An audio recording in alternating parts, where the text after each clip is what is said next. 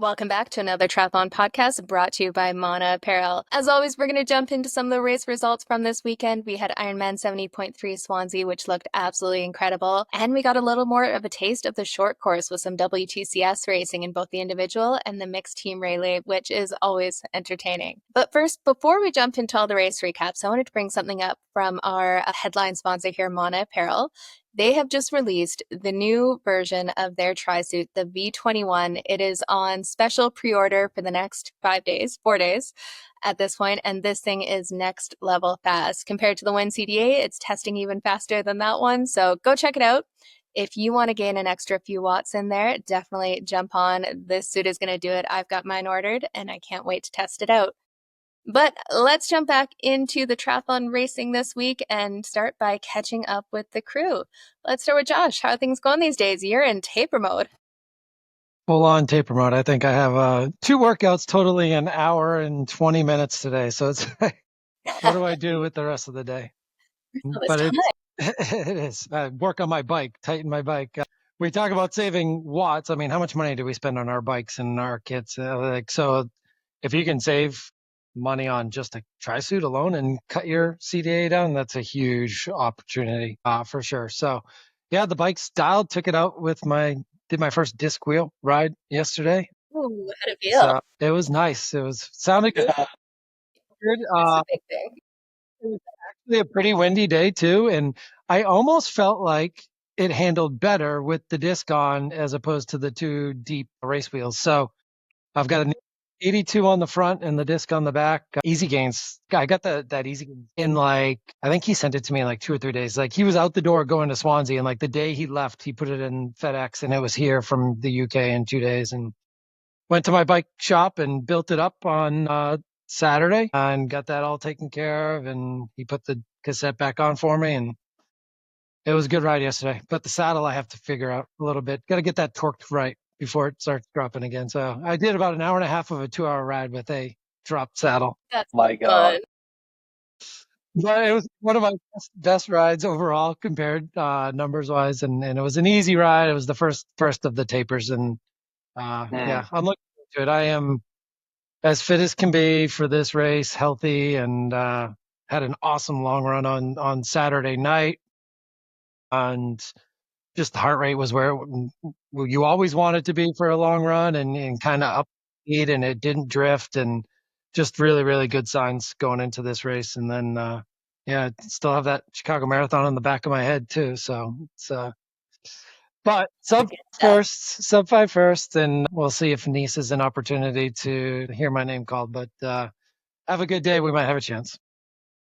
Absolutely. It's going to be wicked, but it sounds like you're dialed in and ready to go. And you were mentioning it might be a non-wetsuit swim for people who are looking at doing it. Seems like every race is a non-wetsuit swim right now. I had an athlete do Muncie this weekend. I had an athlete do Musselman this weekend, both non-wetsuit. Muncie didn't even have a chance. Musselman was like a morning of call in Geneva, New York, and both were non-wetsuit. It looks like the water temps in Oregon today were right around 75, 76, but they're got a heat wave coming through the next few days. So, but it's supposed to drop back a little cooler on Saturday, Sunday, which means cooler nights out there. They still get into the low 50s, mid 50s for nighttime temps. So it should help race morning, but it's a fast current swim. Anyways, I think if there's ever going to be a swim I do in a swim skin, that would be the one I would be happy to do it in. And it'd be nice to have the wetsuit, but it'll be a race morning decision, it looks like. And yeah, I'm excited. I get out there on Wednesday and nothing to do Wednesday, Thursday, really, but get my stuff all built back up and set up, and then Friday's check-in. So it'll be nice to have that relaxing time before the race. And if anything goes wrong, have time to get it situated. So I know the local bike shop. I know a couple of friends out there that are in that area anyway. So if there's any issues, I should have that covered as well. Peace of mind. Definitely. It's nice to have that buffer time just in case. Yeah, exactly. And then while we're there, we've got a big interview coming up on Thursday too. So excited to actually do that one. I think we'll keep it under wraps for now, but you are not going to want to miss this one. I think we might be one of the first to have this conversation since some recent big announcements around Ironman is about all we'll say there. For sure. Let's jump in with you, Fede. How are things going? Yeah, I was excited. I am excited of Josh's race coming up. So I was just remembering over the weekend, Josh was super excited and he was like, "Oh, I wish the race was this weekend." And that's a good sign. So I'm really, really excited to follow his race along. And yeah, I'm doing a bit of a run block right now. So doing quite a bit of mileage. So legs are tired. The other day, I hopped on the bike and I tried to do one of the normal threshold sessions I usually do on the bike, and I was cooked. But then I hopped on the treadmill and I could actually do the workout fairly easy. So it's amazing how when you focus on developing one part of your arsenal, the other one takes a bit of a hit.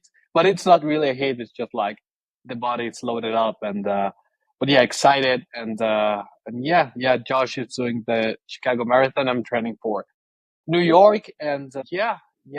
Uh I'll see it in New yeah. York too, though. Yeah, exactly. So Wicked.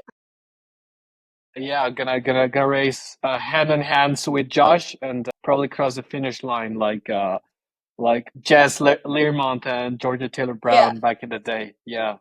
Don't get disqualified by doing that. Hope No DQs. No DQs, right. What about you, Jenna? Yeah, just training away. I've got 70.3 main coming up the weekend after. So kind of training through it a bit and put in a solid weekend this weekend, just kind of rolling forward. But I think I'm going to sign up for a different kind of race that has me like super excited. It's totally different than what I've been doing with Ironman and duathlon and stuff the last little while.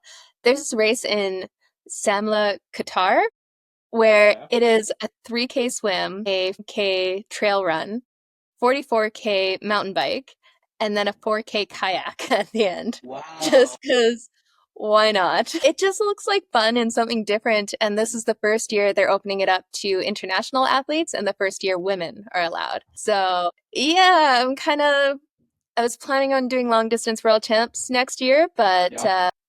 didn't end up doing T100, so didn't get a chance to qualify for that. So I'm kind of like, I want to try something a little different. Started looking around. So yeah, for me, I have details with that, but I think it'll be a lot of fun just to try something different. And I need to start kayaking. I was gonna say it sounds kind of Canadian, but Jenna still has not kayaked, so Right. speed kayaking is a whole different world too.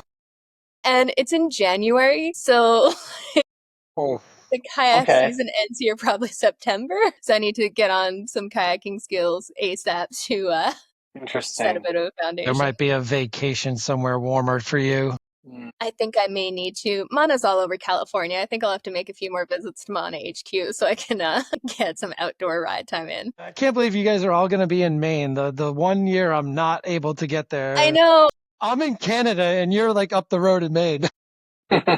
Go figure, eh? Well, you'll enjoy Canada and you'll have to try something. So it took over the Boulder training camp in here. We convinced everyone to start putting Canadian maple syrup in their coffee. So definitely got to give that a try when you're up in Canada because it is so, so good. We went through so much syrup at training camp. I was gonna say that should be a good buzz race morning or something, but Yeah. in Toronto it'll be my my test run. Absolutely. Sugar and caffeine. You can't go wrong. Can't I'll go see if I wrong. can get some of the Super Tri pros to try it out. There we go. Well, then they're just going to win. So pick your favorite because that'll be the key to winning. We'll give it to Vasco. He'd try anything probably. There we go.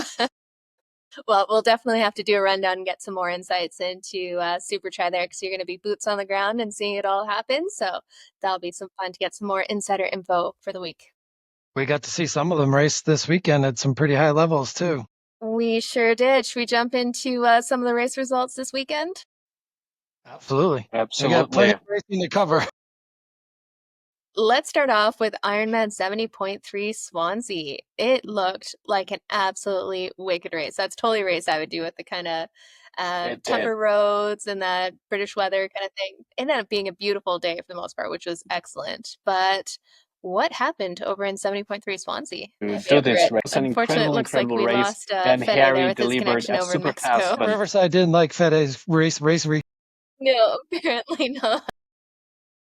That's all right. I did get to see some of the race too, so I can kind of break it down. It was actually a really interesting start to the race because the pre-race talk was all around One of our past guests on the show was Andrew Horsfeld Turner leading out the swim, right? And knowing the course on the bike was going to be a big factor for him, but we figured he'd be out there off the water and onto the bike first, but he wasn't. And he actually struggled to even catch the lead pack, but it was such a big group of like 19 guys or something like that on the swim. And it was kind of strained out, but he wasn't up front like we thought on the swim. And that kind of changed the dynamics early. And he certainly had to put in a surge to get to the front. I think you could see pretty early on, he wasn't going to sit back and just follow guys around his own countryside. He was like, I'm going to get to the front so that I can descend where I need to descend and at speeds and not be at the, like being held up by others who don't know how to take those same turns. Cause you can make up a lot of time on this course. It's rolling, it's up, it's down, but the descents are fast. And if you know your way around the potholes and the corners, like Jenna said, there's corners that you don't have a clue what's coming around because there's just hedges both sides, and you just better hope there's no sheep, which that made the broadcast at least once or twice. Andrew was on a pass, like on a descent, and he's like shooing, yelling at the sheep to get off the road, and luckily they did in that instance. But yeah, it's a beautiful course, and the men's race certainly played itself out coming into and it seemed like there was a little bit of separation, and Palmer was just trying to play catch up. Leon had a heck of a bike. Like he was down coming out of the water too, and the next thing you know, he caught up pretty quickly on the bike. Christian Hogenhog led a train to the front as well. So the big bikers were there, and I think you had some of the swim bikers start to fade off towards the end of that bike because it's a hard course, and there were a lot of watts being thrown down. I saw some guys that were like high 300s, low 400s for 30 to 60 minutes of that ride. And I mean, some crazy numbers being put down as we've seen across the board this year. So, but on to the run, and our defending champ just kind of knew what he needed to do and didn't set off too hard and was able to pace himself to the win, and kudos to Harry Palmer. Unfortunately, we're not going to see him too much in the 70.3 world or the Pro Series world because the man forgot to take his 70.3 world slot last year when he won this race. And he's like, oh, I know Andrew wants to take it. And he just passed up his opportunity. And now he's like, man, I probably should have taken that. It's too late to get to Marbella now, unless you're Sam Laidlow, apparently. Oh, man. That is my what the F here, and we're definitely going to talk about that. Yeah, and you know what's even more impressive is he just raced last week at a 70.3 and had a fourth place finish there. He and Sam a Dickinson. race I can't pronounce. Yeah, that is some seriously wicked turnaround time in there and just kind of ramping it up. Seems like he timed that perfectly. So that was very, very cool to see. And no one was really talking about him as much because you had the Christian Hogenhaugs, you had the Leon Chevaliers, you had like the Horsfeld Turners. So it's cool to see him, win it again. Yeah, it was a pretty good field, Ken. I mean, Sam Dixon raced back-to-back weeks as well, and he finished top 4 and Hogenhog in 5th. Hogenhog's got to go now from there to Lake Placid and work his way up the Pro Series because he had a bad Texas, so he's trying to replace Texas ahead of Nice. So we'll see how that goes. We definitely had that question answered when we were on the podcast. He's like, I have no clue how I'm going to do it. Yeah, see what happens. That's a tough turnaround. 70.3 to an Ironman a week later on another continent. Like with a lot of climbing on that Lake Placid course and the run too. Definitely. How about the women's race? Looks like another domination by the one and only Kat Matthews. She is on one heck of a streak.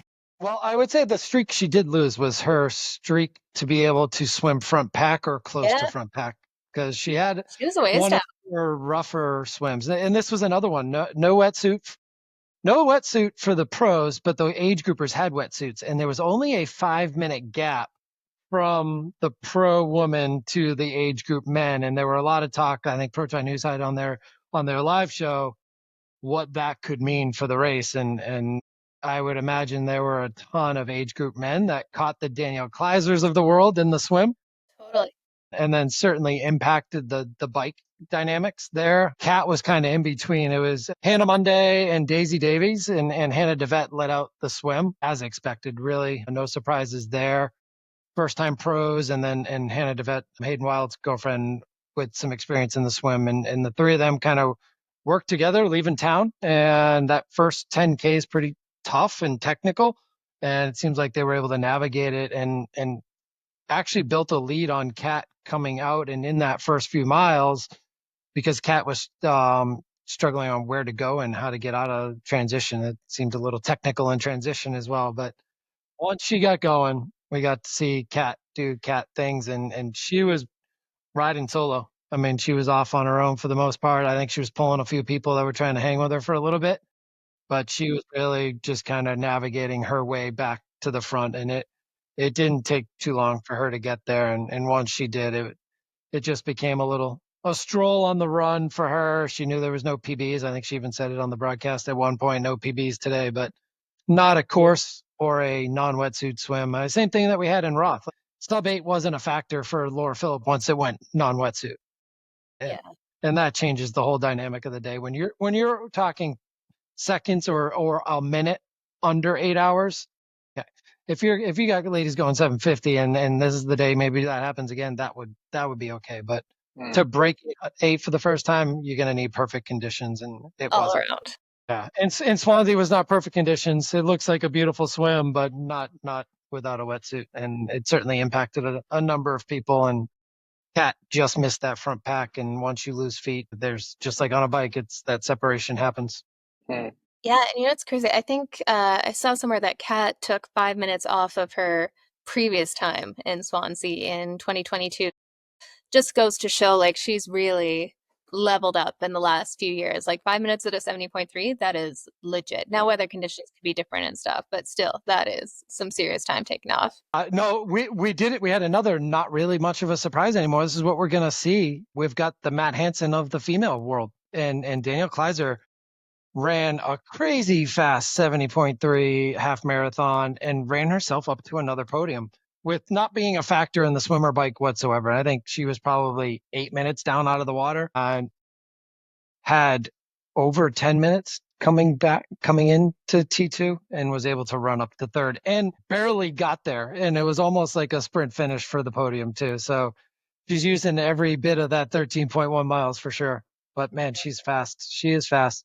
I think she actually joked in the press conference, the pro press conference about it, and Kat shot right back at her. So Nice. Kat got that one. Yeah. And we actually saw the quad box during the race coverage. I was still awake and I saw it. I was like, I gotta take a screenshot, send this to Connor. I was like, boom. Yeah, we were like the first ones to post it on our social media, and then I tagged on your left. But yeah, I caught that live and I was like, well wow, done. this is amazing. No, it seems like they're really, with this transition with the new CEO, Scott Drew and stuff, I feel like there's been a little bit more, they're more open, and it seems like there are some changes being made based on feedback from the people watching the sport, the fans of the sport, the media in the sport. So it's cool to see some changes that way. And we were talking about before the podcast, the commentary was so good, having two people on the ground who know the area, who know the athletes. Like, that made such a difference. It felt more like that Tour de France coverage where you have some color commentary on the local area, the roads, what you're expecting there, people who know this area. It just makes a massive difference for something else to talk about other than cadence and aerodynamic position all the time. Definitely. It was hard to go to bed. There were a lot of things I had to do the next day. So on top of training and other family stuff, but I was like, but I didn't want to stop listening to Skipper. It's like such good coverage of an Ironman race compared to what we're used to. And it was just straight up good coverage to listen to. I mean, they had great insights, great local knowledge, and the insights and insights to the athletes. And they recognized who was who on screen without having to zoom in on the numbers. And yeah, it was really, really good stuff. Yeah, kudos.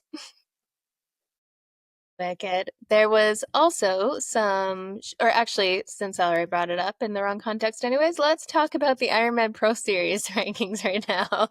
These are the actual numbers we got with Kat Matthews, no shock, is miles ahead. Well, not miles. She's only a few like 70 points ahead of Anne Reichman. But we've got Kat Matthews, Anne Reichman second, Jackie Herring third, Danielle Lewis fourth, and fifth is Hannah Berry. And I think we're going to see a few more shifts and changes within that rankings. But does anyone see Kat Matthews being dethroned for this series rankings?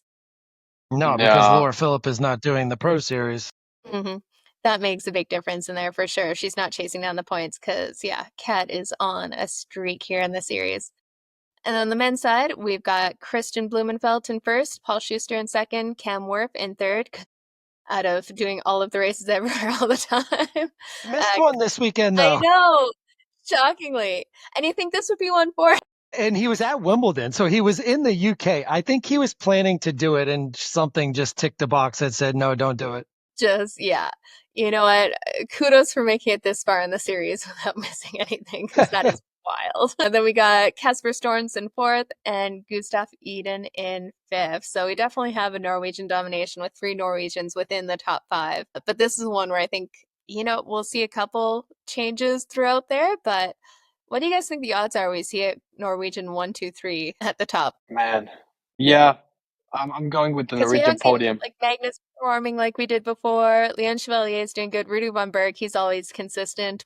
Yeah, and then we don't have Patrick Lange chasing the series anymore, so he's just going to go to Kona. And man, these 3 are tearing it up, and Eden seems to be on the comeback train now too. Definitely.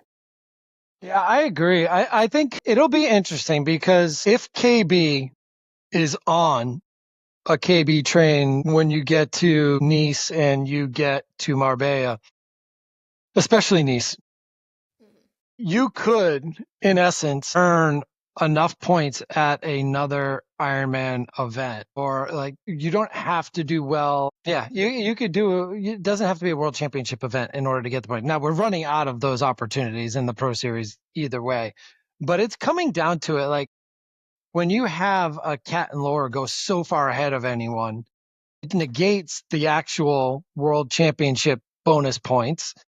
And that could be the case in Kona this year. And if somebody had actually tacked on some other events or extra 70.3s, you can almost get max points at an event that you're going to get like 2,500 at or 2,450 at. So it becomes interesting how people are going to play that if you start to have separation between the top of the front of the pack, like what Kat and Laura are doing right now, and what KB is capable of doing. And KB's done it a couple of times in races this year where there's been a huge gap between first and second, and could be even bigger if he's like, I think he's just building towards Nice. And like, I would love to see Gustav get there. And Kat and the 1, 2, 3 is definitely possible in Nice. I believe the 3 of them could actually go podium. Agree. It seems like they're so locked in. All the wind tunnel testing that they're doing in Bergen, and it seems like they're getting really dialed in, and they were already at the top of their game. So with a couple months to go for Nice, it's a pretty scary thing. But it is interesting to see how the math is going to be played now that the Pro Series is in its second year. And I think you're going to have some athletes, instead of chasing those bigger events, find those and travel to Ironman Cairns and go get points at Cairns or whatever that Pro Series race is that you might actually have to spend some money to travel to. Because at the end of the year, you're going to be top 10 as opposed to top 30. Yeah, I think that's the key with the podium in this Pro Series. If you're not that person or one of those top 2 people, you can absolutely get the points up there by going to the not as popular races. So avoiding the Texases, avoiding some of those bigger races that everyone's going to, and getting points that way. Because yeah, it doesn't matter if you're racing the best in the world or racing who's on the race course on some of these ones. Like you said, Cairns is a great example. You're not going to have everyone travel over there. But 2,500, 3,500, but like there's still points for the win overall. So I'd be curious to see if it gets more strategic as we keep moving along and people start to kind of figure out this series there. And then people will be starting to try to hear all the rumors of where the KBs and the Kat Matthews are going, just so that they can avoid those races. Yeah, it'll be interesting to see how that social media games play, because now you're going to have like everyone go the Cam Wharf way, register for every event. Maybe not go to all of them, but wait for the start list to come out. or get leaked by somebody and then make your decision and your travel arrangements. But yeah, I think it's certainly going to factor in. This has been a huge year for Ironman and regaining the prowess that they had built over so many years. And it's certainly taken another step and notch above attractiveness from what the T100 has done this year. And the T100 has had a lot of struggles this year and has kind of lost some of the luster that it had last year. Not to say it's not going to end up being an awesome end of the season for T100, but right now Ironman is like, if you had a chance to watch an Ironman Pro Series race or a T100 race, which would you pick? And more often than not, you're going to pick the Ironman Pro Series race. Yeah, no, it's definitely got the history. And did you guys hear the rumor that T100 might be doing like a T200 distance? Because Really? I think what they're finding is T100 is very much a short course athlete game. But a lot of the audience and people who are racing triathlon are fans of the long distance athletes because that's what we watch. That's what we see at the same races that we're doing. We're not doing these WTCS races with the short course athletes in there. So yeah, I'm hearing rumors they're looking at a 200 distance to try to entice some of those longer course athletes to get into the T100 game. Will that be just double? So like 4K swim, I think so. 160K run, and 36K. Sorry, 160K bike. It's going to keep it strange run? across the board. It's going to be their half and full. It is what and whatever that means in their world. Still too long. Yeah, Swim's still too long. I mean, the ITU worlds that the long distance ITU worlds, the swim is super long. So They changed that the last few years. It's gone down to yeah, it's been 3K for most of the event distances, except for the one random year they did it as an Ironman distance. Right. That was odd. Yeah, they've had it as 3K for the ITU. It's like 3K, 120K, 30K? Okay. Maybe? Something like that. I'll have to, my coach she actually won the overall female in Ponte for the I2 long distance. So I'll have to double check with her on that. But yeah, it's certainly interesting. And at the same time that the 200 came out was the fact that they were meeting with the Olympic Committee in Hamburg over the weekend about the T100 distance becoming an Olympic event. And I know that there's other options for more triathlon in Olympic world that are still to be determined, but that one I didn't expect. And it's very interesting how the PTO and the T100 and that whole world is just like, they've got their way of doing things and it doesn't seem like they want to work with anyone else. And it's like their way is the best way, or it's just very odd and very against everything else that the other organizations do. Like Scott DeRue was there meeting with Challenge Roth and with Felix and with Belinda, and the T100 was there exhibiting, but I didn't see anything about them meeting and having collaboration talks. Yeah. No, it's interesting. And that'd be pretty crazy to see another triathlon distance in the Olympics. And what has always been the barrier to that is basically the Olympic Village doesn't want more athletes added to the games kind of thing. They're like, hey, we're at capacity with the number of athletes that we can hold. So I'd be curious to see if that's something they're open to changing so that more triathletes can be a part of it. But it seems like that would be a tough sell. Curious to see how those conversations are going. They just need more Taylor nibs, and then it's just one athlete doing multiple events. Or two later on. So you can do them all in there, right? KB's always going to be an Olympian if this happens. Yeah, you could like give me the T200 and then a super sprint. Alistair Brownlee's unretiring.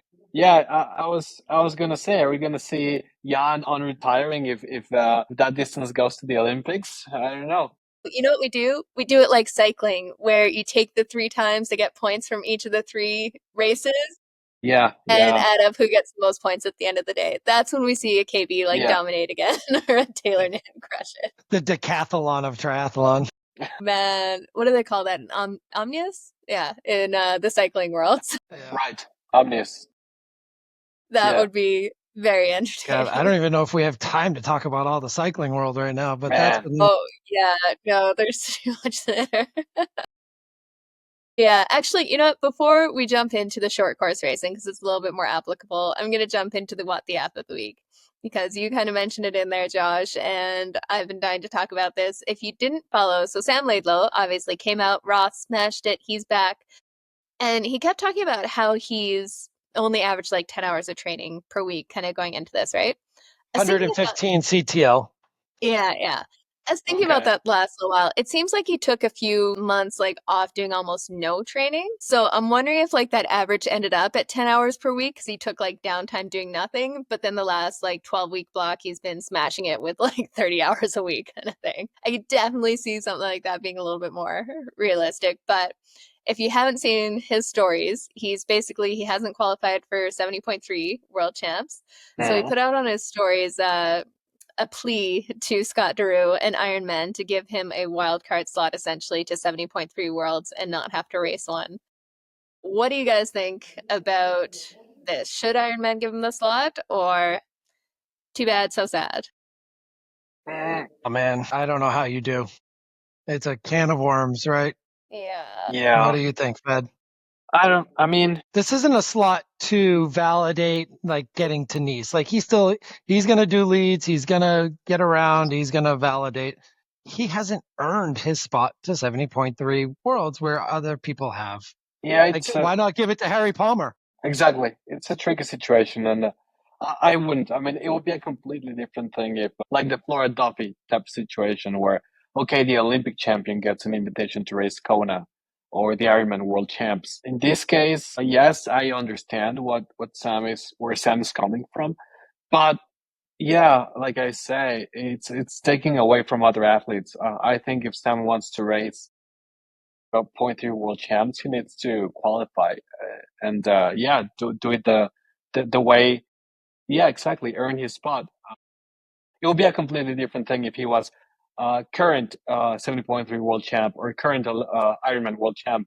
Then maybe you can extend an invitation, but yeah, I think he needs to qualify. Was it him that got special consideration to qualify for the Ironman World Champs? 'Cause wasn't he like, what was that? Someone was disqualified and he finished anyway. Yeah. He got in Frankfurt last year. Yeah. So he technically did not finish the race. Ironman gave him special consideration to go to Kona and race in Kona. And I don't like that trend kind of thing that he's going out of his way. Hey, I didn't check the boxes, but give me that spot anyways, right? Like that seems a bit on the nose. It's like you didn't race 70.3, never mind.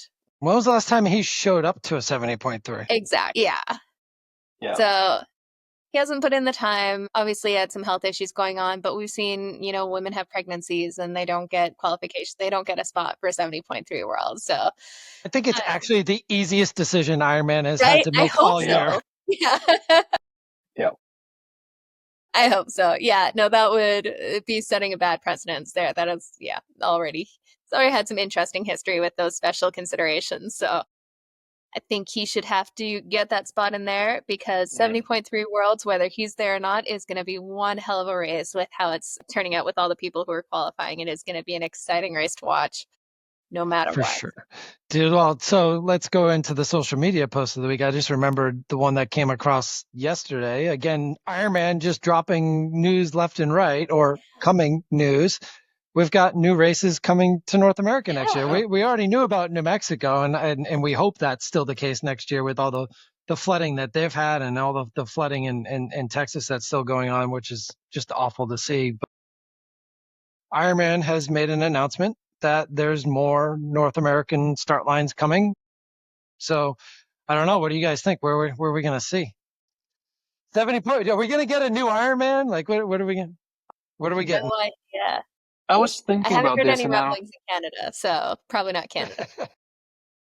what if they're teasing that St. George is coming back? Because they technically took it away. So Is it new? Is yeah, that what you're saying? It's new because it's back? It's new because it's back. So They moved the start line. right. Yeah, I don't know. Okay, here's another question. Actually, it says new finish lines. So the start line, we're good. Okay. Hey, well, it has to start at the lake in St. George, so they moved the finish line a block over, and it's new. Yeah. If you could pick a They place just moved the whole roundabout in North America for Ironman to have a race, what place would you pick? I have no idea. To be fair, my U.S. geography isn't great anyway, so.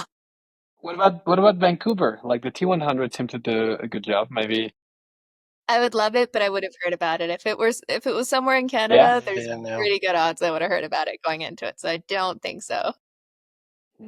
That'd be fun though. That was such a cool backdrop for T100 Vancouver with the city in the background and right on the water. That was really well done setting it up there. My guess is there's going to be, it seems like a full or two or could be added to North America. We have a ton of sim.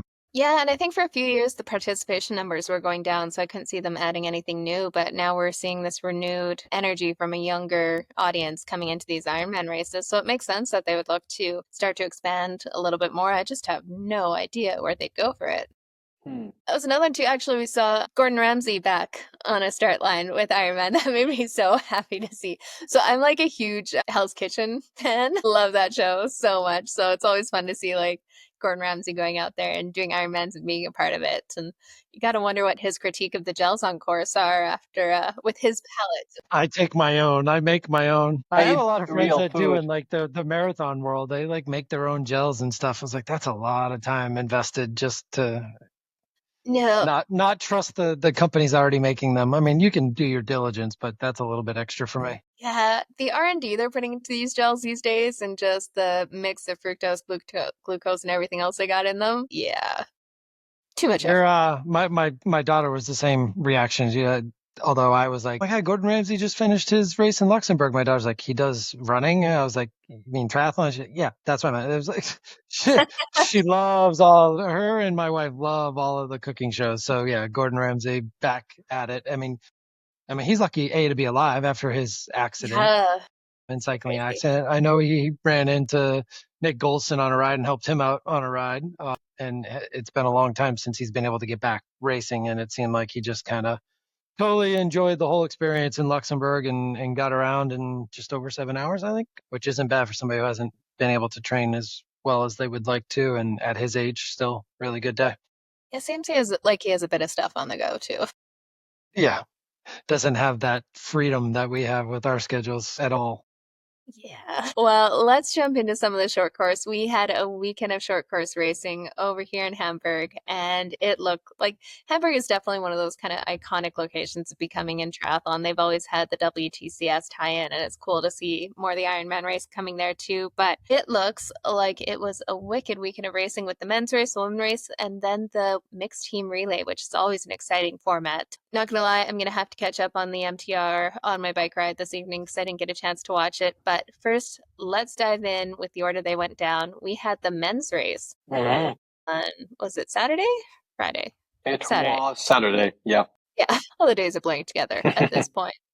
But it was a sprint distance format, so fast and furious from the start, and they had some inclement weather, we'll say, in this race. Hamburg seems to get a few downpours there, but at the end of the day, we have been seeing a trend here. We had Maddie Hauser in first place, Vasco Vlasa in second, and Alessio Crociani in third place. Yeah, it looked like a really great race that came down again to the run with Maddie Hauser and Vasco Vlasa. And Maddie just made that last push, and Vasco couldn't quite hold on, and he took the WTCS win.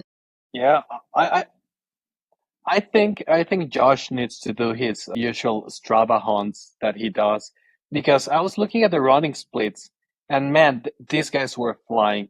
13:50 for a 5K for Matty Hauser.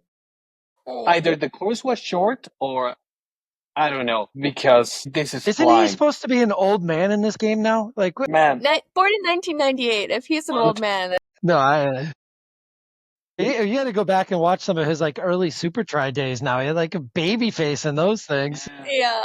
he had the I remember fastest partying with him run in of the day. Singapore. He's having a rejuvenated season too. You could see he had a good year last year in super try and short course in the Olympic era, but this is a whole nother level he's at right now. And I know we're not getting the Haydens and the Alexes and stuff, but this is still the top echelon of the men's field that are there. And Vasco's right there for a podium in every race he's in, and yet Maddie's still beating him. Yeah, and he's not the usual runner's body type. No, he's tall, he's built, and he delivered at 13:50. Man, he outran Vasco Vilaza, Miguel Hidalgo, like those guys who had a really strong running pedigree. So he's definitely doing something right. But I need to check the course because man, it was scary running. Also on the girls' side, like the girls, they were zooming as well on the run course. Definitely. Did you guys watch the women's race go down? I did not get to watch any of it live, but Fede, you did, right? A little bit. I watched a little bit, and then obviously the recap, and then it seems like Leon Perrault, it's been on her comeback, quote unquote, revenge type of season. She outran Cassandra, who took second, and Beth Potter, who took third. And like I mentioned before, they were running super quickly, 15:28, 15:37, 15:35, like they were moving. And Hamburg, like you said, Jenna, it's become like this stamp of like fan atmosphere, and everybody wants to be ready and fit when Hamburg comes. I think Hamburg, for short course racing, I think it's the iconic race right now. Yeah. I don't see any other race having the atmosphere that Hamburg brings to the short course scene. And it's always like some type of inacclimate weather. Like It's always a little rainy or overcast or something. And sure enough, it was again. And it seemed like it was a lot of swim, bike, and who can run, and like big packs on the bike. It was like, yeah, this is not the Peloton in the Tour de France. This is an actual triathlon where they're supposed to be going way faster and way different speeds. And no, they had huge packs in the women's race, especially. I think there was like a group of like 40 of them coming off the bike together. And she's a runner, right? She's been doing like representing France as like a 10K runner and doing cross country championships and being up there with the elite runners of the world. So I don't think many people had a chance sticking with her in this one after her run block she's been coming off of. Yeah, it's seriously impressive. Like we've always seen Cassandra as one of the best runners out there, and Beth Potter like is an incredibly fast runner. So she's definitely showing some form by beating the two of those on the run. That is seriously legit. Yeah, and Cassandra's definitely been training and getting after it. I think they all are just kind of working their way back into this, and it's an early season for these athletes. I mean, a lot of them are just beginning their season. Super Tri starts in Toronto this weekend for a whole bunch of those athletes. They're all going from Hamburg right to Canada next weekend, and that really kicks off I think Hamburg was kind of like their kickoff event for a lot of them in the triathlon world. Some of them have been doing some other events and other disciplines up until now, and now it's triathlon season. Yeah, absolutely. And it'll be fun to see that transition from WTCS over to Super Tri for a lot of them too. And then back. By the way, Super Tri Toronto is going to have one of your old formats. So because the water is a little too far away from the transition area, it's actually going to have the break, the enduro. So good. 1, 2, 3, swim, bike, run, break. Swim, bike, run, break, swim, bike, run. Man, I still wish they'd go back to like the 2-3 days of racing. That was so much fun, seeing a weekend of it and just seeing who could outlast over 3 days of different formats, and that was so fun to watch. But I assume never say never.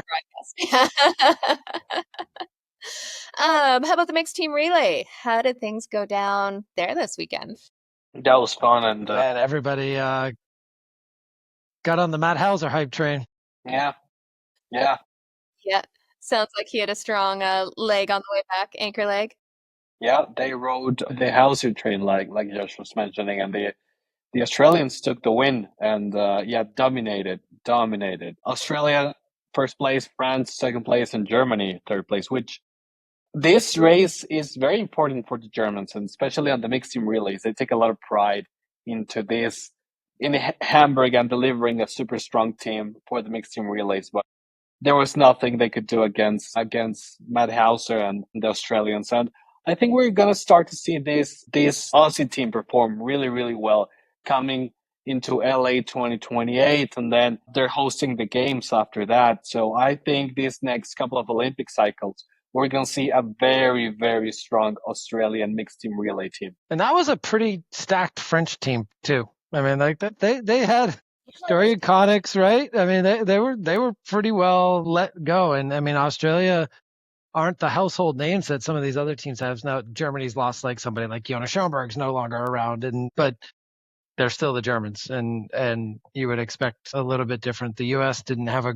great day either. Again, not the full U.S. conglomerate that we're going to see going forward, and you're not going to get that in a lot of these, but there were plenty of athletes there to push the Australians, and it wasn't even close, like you said, Fed. I mean, it was like they got to the line, they got to celebrate, and in most of these WTCS races, you see somebody else on the blue carpet, and there was nobody. It was clear. And it was like somebody got their beautiful Ironman finish photo and celebrated. Sometimes I think how painful that must be going from like racing I guess sprint distance the day before to full gas mixed team relay, like VO2 the entire way. Like that, my legs just ache thinking about it. So that these athletes can back it up just shows how crazy fit and strong they are. Yep. Yep. Well, we have another Ironman coming up here, and I think, is this the last Ironman in the Pro Series before Nice and Kona? It's got to be, yeah. So Ironman Last Lake Placid. Pro Series Ironman, yeah.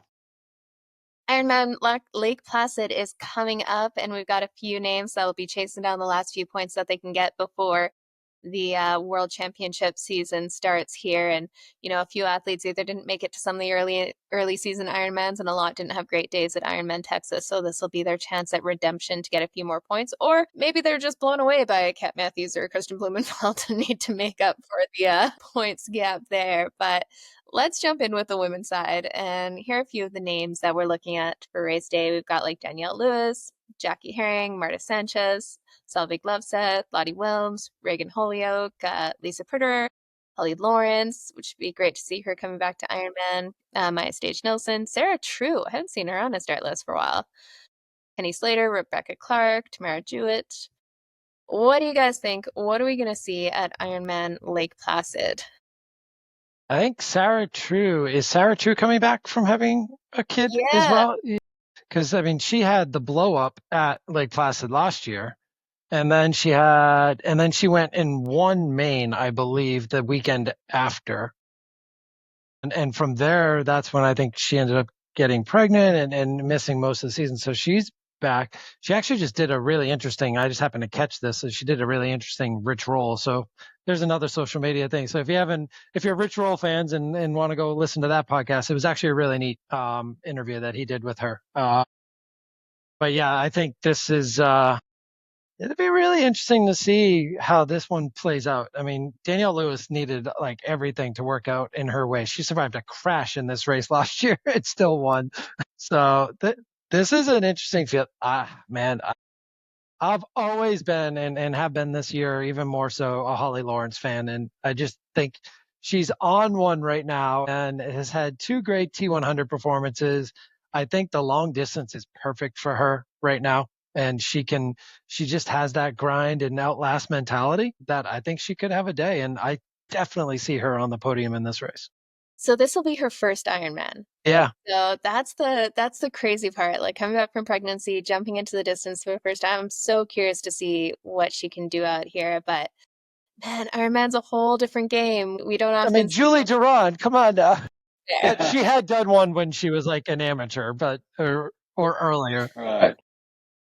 No, for sure. Never say never, especially with someone like Holly Lawrence, who she's come back strong for sure. So it'll be cool to see. So I'm surprised with the whole T100 series and stuff. She, came back with the contract there, throwing in the Ironmans too. That's a lot to throw into a season, just coming back from having a baby too. Yeah. She's doing the Kat Matthews way. I mean, this is a big race for Jackie Herring. Yeah, she just seems to be on such a good like roll, like just happy in a good place and getting after it.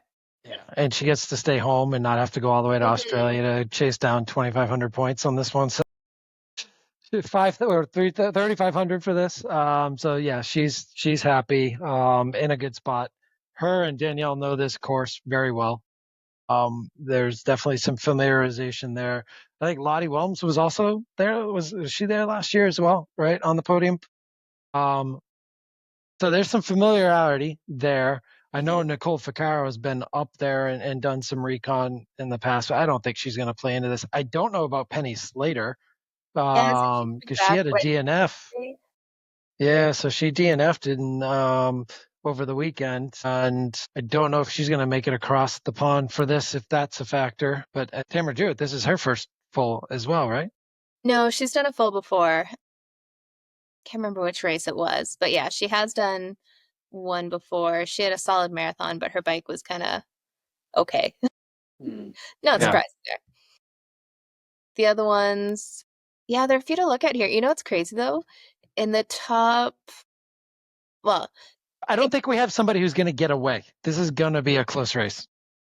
yeah, there's a lot of athletes that are solid across all three. Like, we don't have a lot of those, like, uber crazy bikers kind of thing. You'll have, like, a Solveig Loveseth and Lisa Perrault. They'll be faster on the bike, but they'll be a little bit slower on the swim. So, while you have, like, Sarah True, Lottie Wilms and stuff, they'll come out of the water before them, but you can see Loveseth and Perrault kind of catching up on the bike, and then it comes down to the run. So, I think we're going to see a lot of, like, changing up of the lead in there. Everyone's just close enough, and no one has like some crazy, insane standout kind of performance. So I think we're going to see a bit of back and forth there. You know, it's I crazy. like your At the call. top, like, there's 14 women already have their Kona spot in this race. Yeah. 14. So you could see like 20th place with the Kona qualification off of this. That's amazing. And then the rest of them are there for their Pro Series points. Exactly. Trying to make money. Well, who do you guys got for the win here? We'll start with you, Josh. Who do you think's taking it? Man, I gotta go first. It's tough. Everyone's like just close. I don't think Danielle Lewis is in the same space she was in last year. I know she loves this course, but I think we've got some different firepower this year as well. Like even Regan Holyoke scares me. But Dolvey for the win. And then Holly Lawrence second, Jackie Herring third. I like it. How about you, Fed? Well, I'm gonna go ahead and throw a dark horse here, and I'm gonna go ahead and take Spain's Marta Sanchez for the win.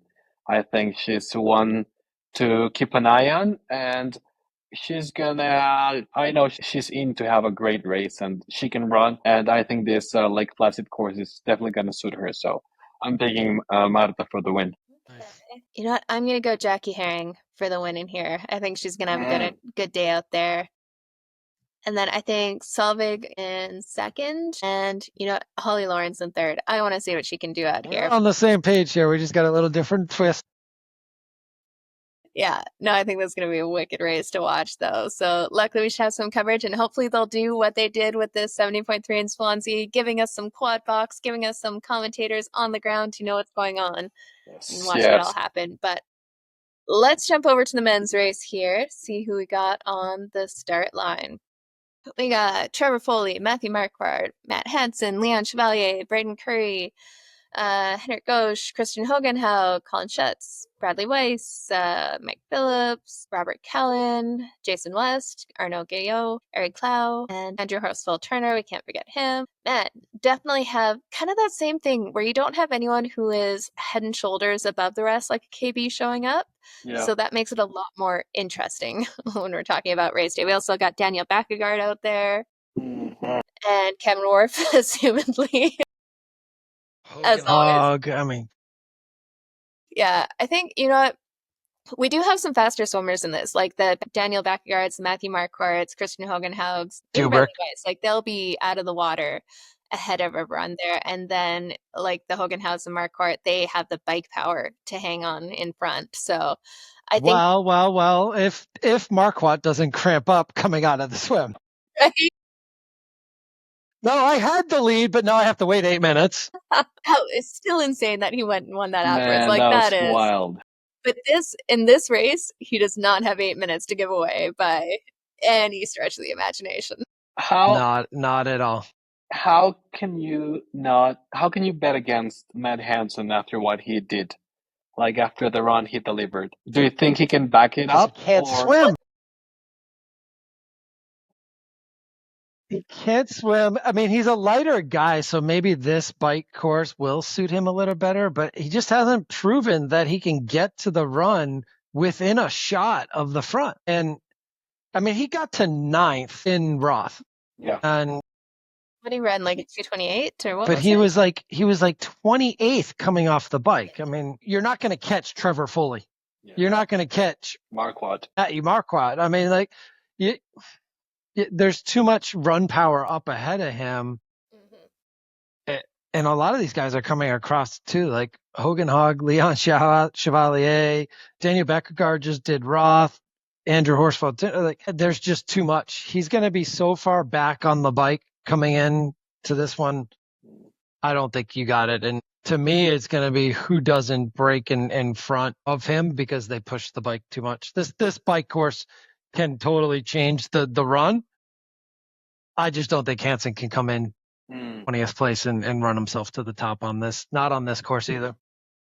Yeah, and if you look like that bike pack, like it could have the Trevor Foley's, Matthew Marquardt, Christian Hogenhug, Leon Chevalier, Cam Wurf, and like Chris Leiferman. Like there's gonna be some serious bike power out there. And I don't know for sure, but I think this is fairly like rolling. So there's no like big epic climbs kind of thing. So when you're looking at that true like power output makes a big difference on this kind of course.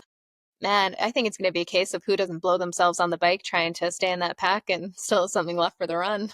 Yeah. So now you talk about Matt Hansen.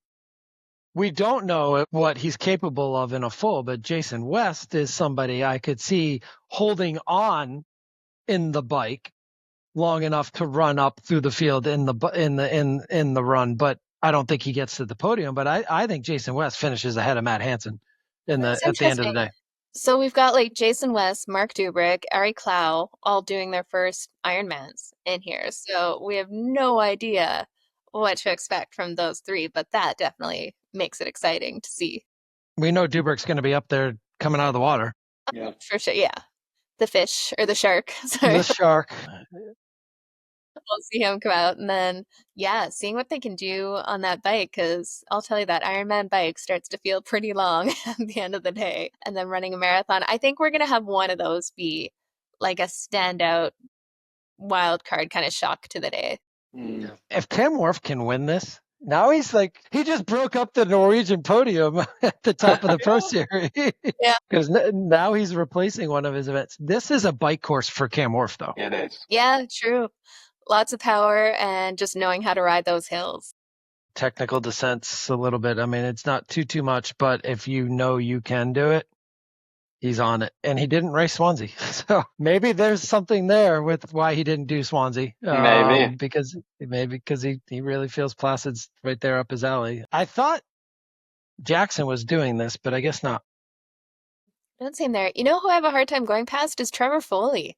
Like he's got the bike, he's got the run. He'll be a little bit down out of the swim, might be like 5 minutes-ish off the swim, but he has the bike and run power to definitely make up for that. And you got to think he's kind of outside of a Matt Hansen, like he would be the standout runner there, but he can bike to get into the pack, right?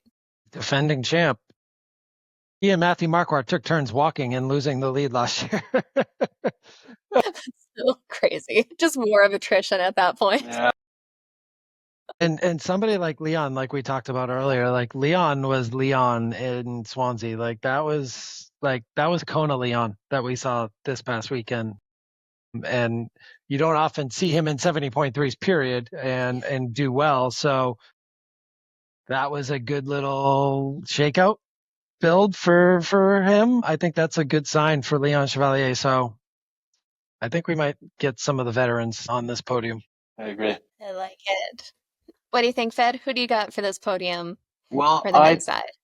I think Braden Curry has won a couple of good races still left in him, and he's had a rough start of the year. A couple of races haven't gone his way, so I think it's due that he has one of the races that he has us accustomed to. So I'm gonna go ahead and pick Braden for the win, especially because of what you guys were mentioning. Like this course, Braden is the type of athlete who likes to get up on the bike and ride those hills aggressively, and he's a very good descender. So, and the run course suits him as well. So I'm gonna go ahead and pick Braden. he's also going to be in the front pack of the swim, no doubt about it. So yeah, I'm going to go ahead and pick Braden for the win. Friend of the podcast, Christian Hogenhaug, second place, and the other Dane racing, Daniel Beckegaard, running on the podium in third. New Zealand and Denmark for the podium for me. I like it. Can't go too wrong there, especially with how the Danish are doing these days. But Right. how about you, Josh? Who do you got on this movie? Your turn. I'm going last to 7. Man, okay. I gotta think Trevor Foley is gonna take it here. Like, knows the course, has that run pedigree. I think it's gonna be a strong pack coming off the bike, and he'll take it on the run. And then gonna go Christian Hogenhaug in second. I think he's on a good streak here. He'll turn around from Swansea. And then I'm gonna go Jason West. I think he's gonna have a solid hit out for his first Ironman. And you know, sometimes I think not knowing the suffering that's coming ahead can be of benefit, and you just go all out because you don't know what you're in for. And he certainly hasn't raced a lot like some of these other guys have. He's probably had some sleepless nights. True. Baby daddy duties. Let me see. I really want to say Canworth for the win, but I just think that I don't think he can separate enough on the bike to hold on in the run. I'm actually going to go with the Kyle Glass pick where you don't even talk about him until the very end, and then you throw him on your podium. Colin Suck, dude. Okay. Colin Zuck for the win. And the kid has had a good year. So you want to talk about newbies? Let's go with Colin. I don't even know if he's done an Ironman before. Yeah. So Colin Zuck, Matthew Marquardt, and see, I'm scared about Hogenhaug on the run on this course. Like I just this bike course destroys people, and we know these Uber bikers that are getting better at running. Like he just fell apart on the run in Frankfurt. So this run course scares me for him, and especially the fact that he just raced and just did Frankfurt 3 weeks before this one. So yeah, there's not much of a break in between. So Colin Zuck, Matthew Marquardt, and Canworth in third. I like it. Well, this should be a fun race to watch go down, and they'll have coverage of it on the Ironman Pro Series, whether you're watching it outside or on YouTube. Definitely go check it out because this will be a little bit better time zone for us to watch the action go down too. Well, not for Josh. He'll be out there racing, I think. Is that the same day? Sunday. Yeah. Sunday, yeah. So you won't be watching the race, but we will watch it go down. And I'll be done before this is over. There we go. 70.3, I better be done. That's a bad day if you don't finish your 70.3 before the end of the Iron. I mean, 3-hour time difference, but we'll see. Awesome. Well, we will be back next week. And actually, we will have a special episode dropping in between this week and next week's one. Definitely stay tuned. You're not going to want to miss this interview. We're going to get lots of answers on a few things we've been wondering about. But that's all we're saying for now. Tune in and check it out. But as always, thanks so much for joining me, guys. Thank you. Good to catch up.